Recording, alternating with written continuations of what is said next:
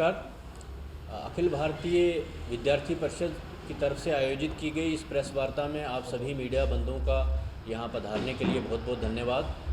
अखिल भारतीय विद्यार्थी परिषद का यह प्रेस कॉन्फ्रेंस आयोजित करने का कुछ चार मेन मुद्दों पे आपका ध्यान आकर्षित करने का है।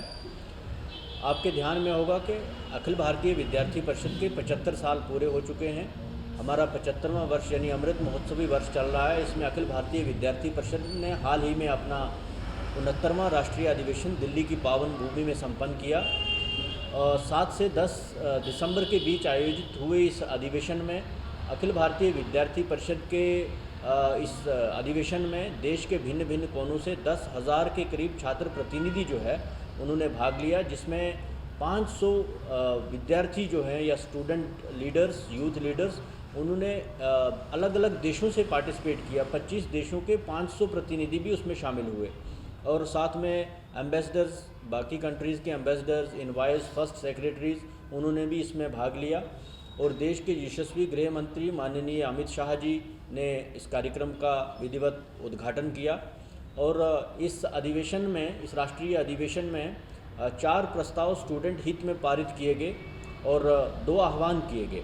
उसमें क्वालिटी एजुकेशन को लेकर, आनंदमयी सार्थक कैंपस को लेकर, अच्छा कैंपस बने उसको लेकर, और साथ ही साथ उसके एनवायरनमेंट, सस्टेनेबल एनवायरनमेंट प्रैक्टिसेस पे एक रेजोल्यूशन रहा। और उसके अलावा 2 आह्वान जो स्वस्थ जीवन शैली अपनाए युवा और श्री राम मंदिर के संदर्भ में ऐसे 2 अपील जो है वो की गई। एक भारत के यूथ लीडर्स का प्रतिनिधि मंडल जो है वो जापान की यात्रा पर भी गया।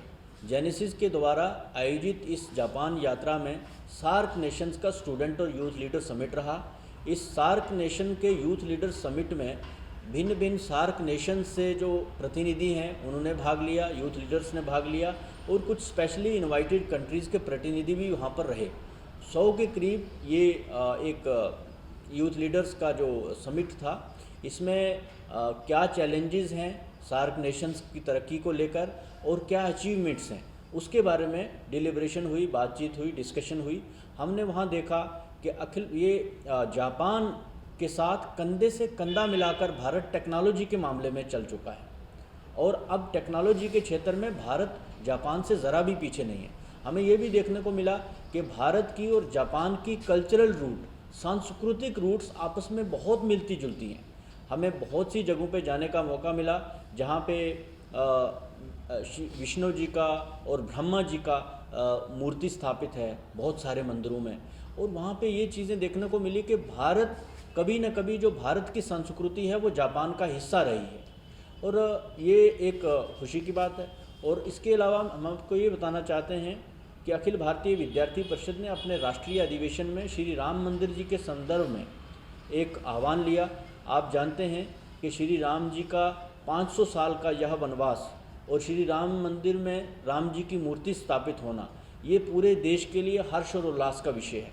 आज देश के कण कण के अंदर, देश के हर चीज़ के अंदर इस बात की खुशी है कि श्री राम मंदिर जी की स्थापना होने जा रही है।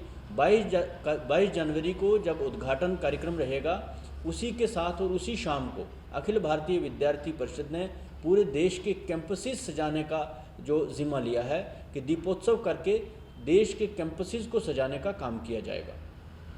हमारे कुछ आगामी कार्यक्रम में हैं, उसके बारे में भी आपको जानकारी देना चाहता हूँ। परिसर चलो अभियान, परिसर चलो अभियान अखिल भारतीय विद्यार्थी परिषद ने लिया है, जिसमें हम 3 चीज़ों को प्राथमिकता देंगे।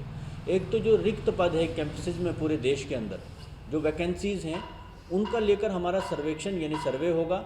उसके अलावा हम जो स्कूल ड्रॉप आउट, एक चैलेंज है सारे देश के सामने, स्कूल ड्रॉप आउट का चैलेंज है, उसको इम्प्रूव करने की कोशिश करेंगे।